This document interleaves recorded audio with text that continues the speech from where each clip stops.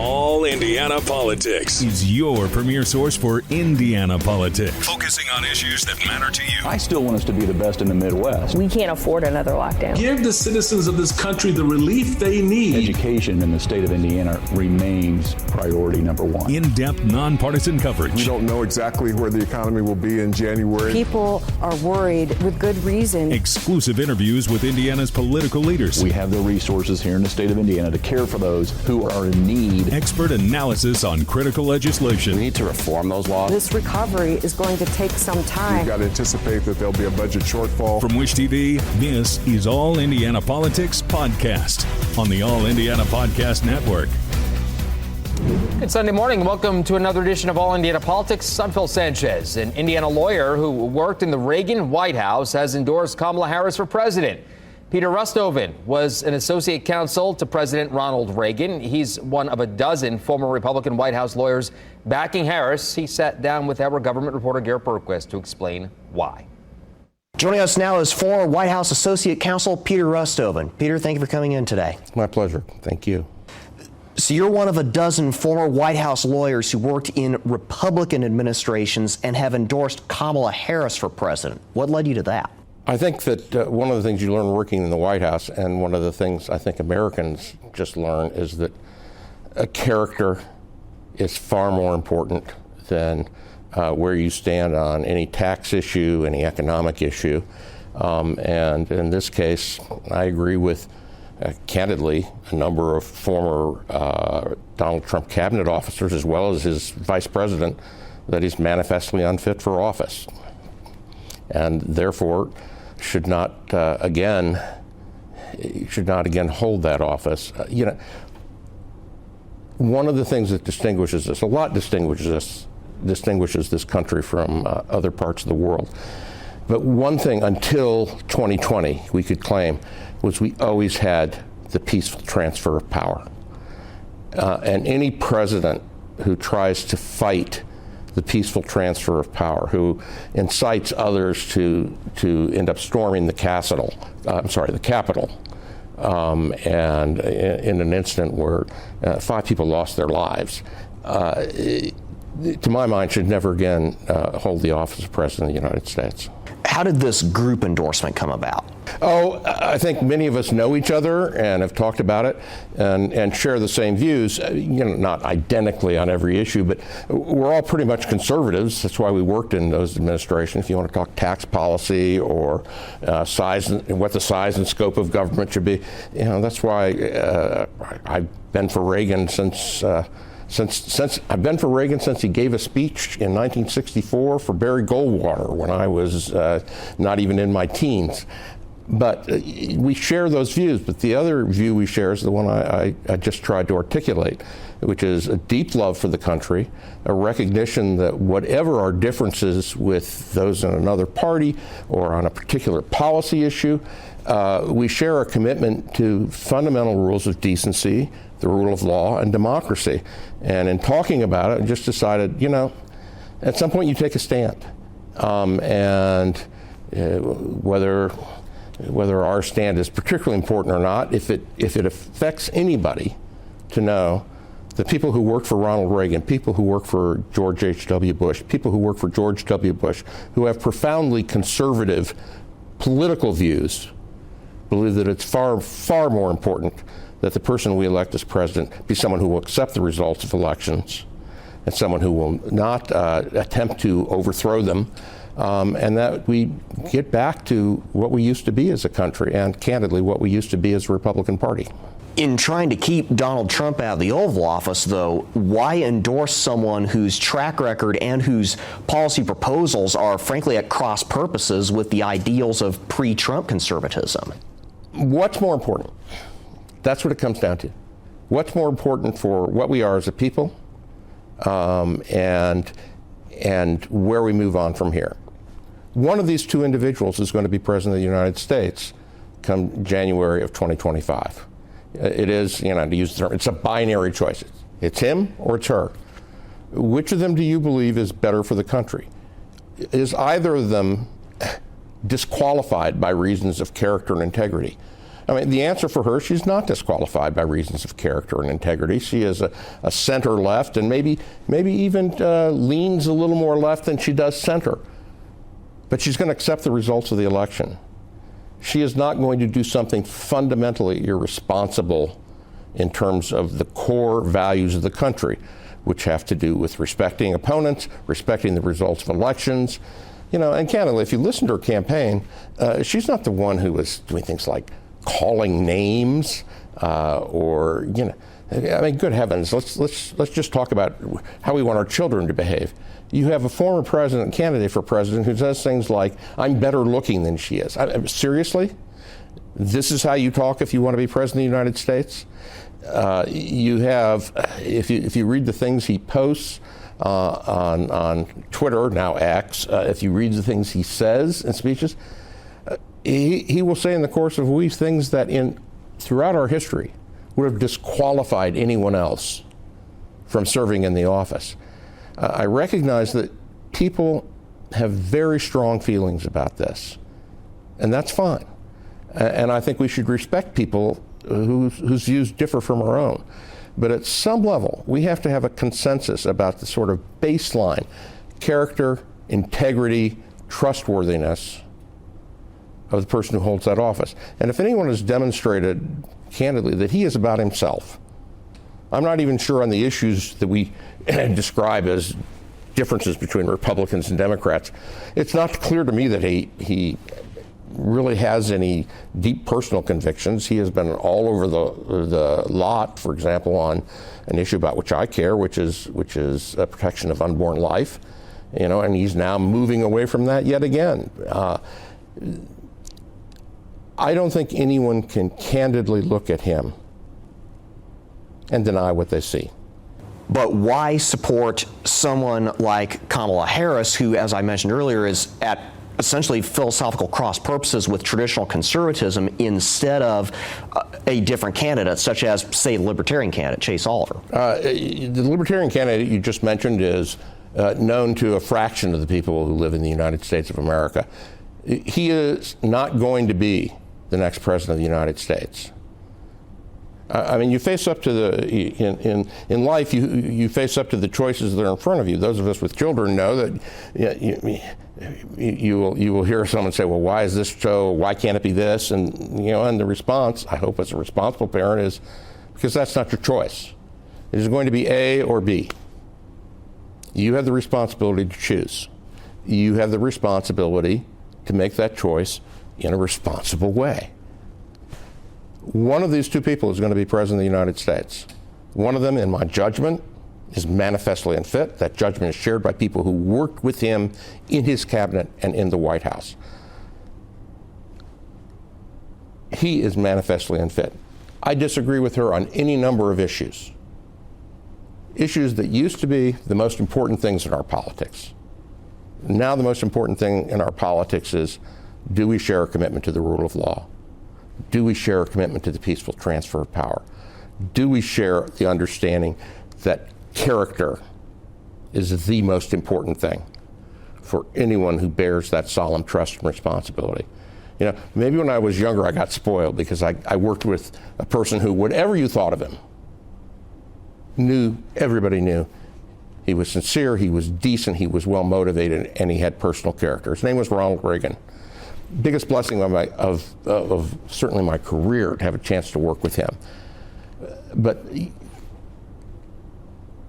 I cannot support, in my conscience, I cannot support someone who is unworthy of that office and threatens all kinds of danger to the fundamental things on which this country was built. All right, coming up, a down-ballot candidate says voter awareness is one of her biggest campaign obstacles. We find out how severe that problem is. Welcome back. Down-ballot candidates tell us many voters don't even know about the races they're running in. News 8's government reporter Garret Bergquist found out just how serious the problem is. Candidates everywhere are going door to door as we enter the final stretch of this election cycle. Sometimes those door knocks turn educational. Hi, my name's Stephanie Yokum, and I'm out and about introducing myself. I'm actually running to be your next state representative. Yokum says she's already done this about 4,000 times this election. So nice to meet you. Thank you for voting. She says as many as half of the people she talks to don't even know there's a state house race this year. And if they do know, they may still not know who their state rep is. And so that's the main reason I'm out here, is to introduce myself. You know, a state rep, the goal is to represent your district. That shows up in voting returns. Political scientists say nationwide, up to 25% of voters who fill out ballots don't fill out the down-ballot races. There's even a name for this phenomenon, roll-off.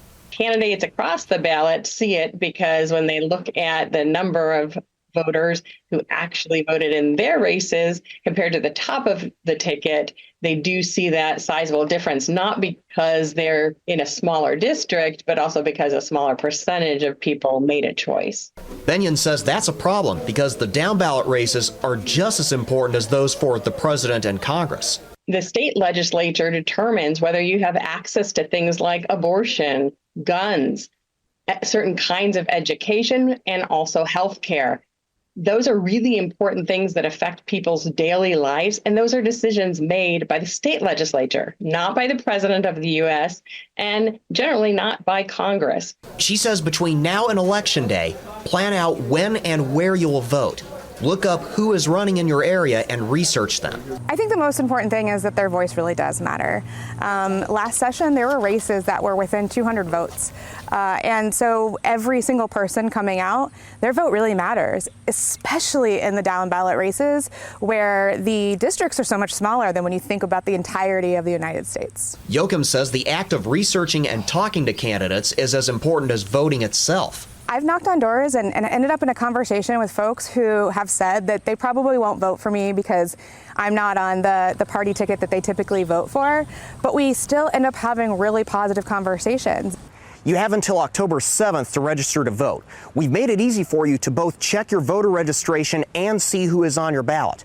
Take out your phone and scan the QR code on your screen. That will take you to the As Seen On section of our website. I have included a link to the Secretary of State's voter information portal in the article for this story.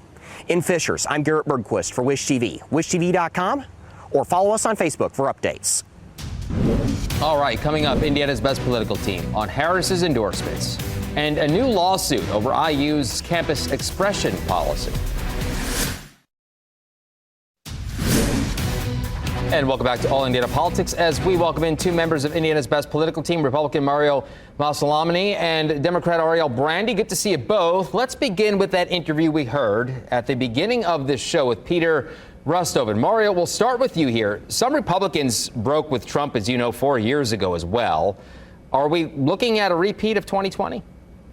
So in full disclosure, I've worked with Peter Rusthoven at Barnes & Thornburg. Great guy, great attorney. The problem that I have is, Peter is one of the half of 1%ers, right? So he doesn't understand the plight of the American people, that they're having a hard time paying their bills. They can't put food on their tables. They can't make their car payment. Peter doesn't have that problem. But many people are resonating with Donald Trump, especially the lower and the middle class people, because this Biden-Harris economy is killing the American dream. People are not able to afford things.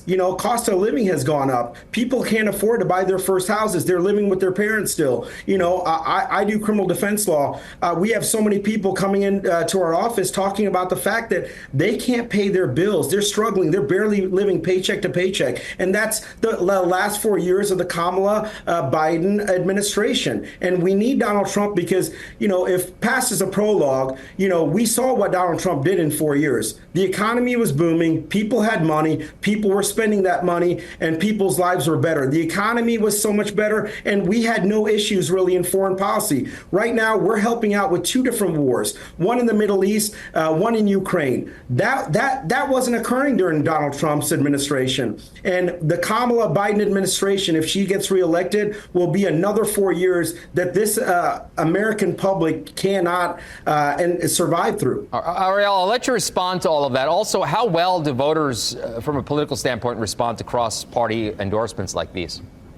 I mean, I don't think that people are necessarily always paying attention to these cross-party endorsements. I think at this point, we've dealt so much in the political system of voting for the lesser of two evils. I think at this point, when we're looking at the American people, yes, we're looking at how bad they're struggling in the economy, all of those things.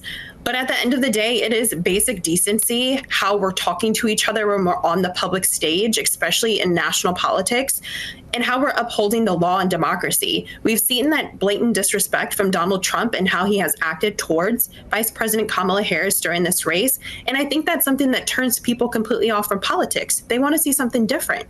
The guest talked about accepting the results of the election, plain and simple. The passing of power. Those are things that people are looking at and want to be able to see. And we've seen that overthrown and not done from Donald Trump. Let me push back 1 second here. I mean, this is nothing new with Donald Trump. I mean, this is we know this guy. We know what you're going to get, right? This is not new stuff here. This is who he is.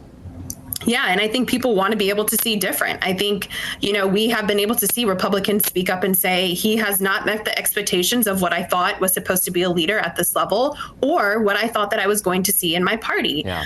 Even at the DNC, we were seeing Republicans come to the national convention talking about their experiences and why they chose to be alongside us in the national stage, even on the ads talking about their experiences of being in the Republican Party and how Donald Trump is not the leader that they want to lead this country. Right. Phil, go ahead quickly, really quickly. And then we'll move on. Go. If you want to pick somebody that's mean, then Donald Trump's not the person, or that's not mean. Donald Trump's not the person to pick, right? But what Donald Trump has proven in the last 4 years is that he made sure that gas prices were low. Housing prices were low. Yeah. He made sure that we were drilling, and the drilling allowed for low fuel costs, which allowed for production of goods and services to become cheaper, which allowed for the American economy to be more vibrant and thrive. Yeah, he was mean, but guess what? Our foreign enemies never dared to threaten or to go against him because of the fact that he even told them, you dare to come after us, we'll come after you tenfold. Right. And so, yes, Donald Trump is mean, but this is not a mean or popularity contest. Right. This is on who's going to get the job done, and Donald Trump's that person. Well, we'll see what happens on Election Day there. Hey, Indiana University's new campus-free expression policy now faces a lawsuit from the ACLU. This comes as faculty there demanding protections from the state's intellectual diversity law. Ariel, you first on this. University officials say the law does not prevent researching or teaching about diversity, equity, and inclusion, or even related topics. So are the faculty fears kind of overblown here?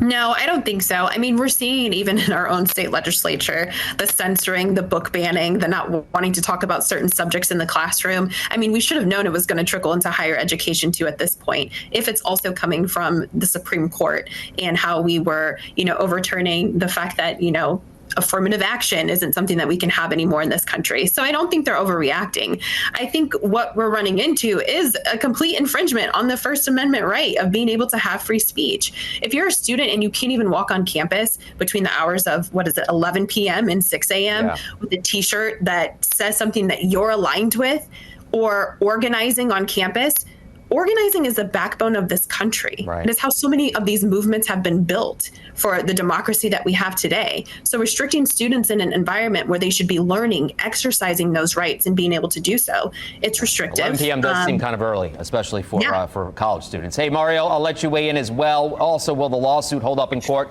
Keep in mind, I want to get to one more question. I have about a minute and a half left. I don't think the lawsuit's going to hold up in court. Here's the thing. There's got to be a fine balance between the freedom of speech and the freedom of education. Right? The school is trying to allow for these kids who have paid good money to be educated. We saw from the last protests approximately a year ago how they were basically shutting down the school, and protests were causing for kids to be in schools and classrooms to be disrupted. So, IU is trying to find a fine balance between allowing people to have freedom of speech, but also the freedom of education to allow for people to be educated in their public schools. And so that, I believe, is a tough job. And they're trying to do the best they can. And I think that there are going to be some snags until they find a policy that fits and accomplishes both. We'll see what happens with that. Indianapolis Mayor, guys, Joe Hogsett finally answering questions. I have 30 seconds left. Want to get your take on everything that happened with that situation over the week. Ariel, 15 seconds to you. Go ahead. Yeah, not answering questions enough for me. I mean, we're seeing some policies being implemented, but it's not enough, Joe. We got to do more, and we have to be able to answer what these women are asking for and the demands. Mario, and it seems like you agree. You're shaking your head in agreement. You know, Ariel and I agree, and that's how we're going to continue on this Labor Day weekend, because this is 2024. These women should not go through the type of harassment that they went through. Yeah. There should be policies and procedures in place. Indianapolis is the largest city in the state of Indiana. We need to do a better job. Joe Hodgson needs to do a better job. Well, we will leave it right there, guys. Have a good Labor Day. We will talk to you soon. Thank you very much. We will be right back. All right. Thank you for joining us for All Indiana Politics this week. We'll be back here next Sunday, of course, at 9:30 in the morning. And be sure to tune in at 11 o'clock for The Hill Sunday with Chris Steyerwalt. Have a great rest of your weekend. From Wish TV, this is All Indiana Politics Podcast on the All Indiana Podcast Network. Watch All Indiana Politics live Sunday mornings at 9:30 on Wish TV and at wishtv.com. Subscribe to this podcast and listen weekly here on the All Indiana Podcast Network. And be sure to discover even more great podcasts at allindianapodcastnetwork.com.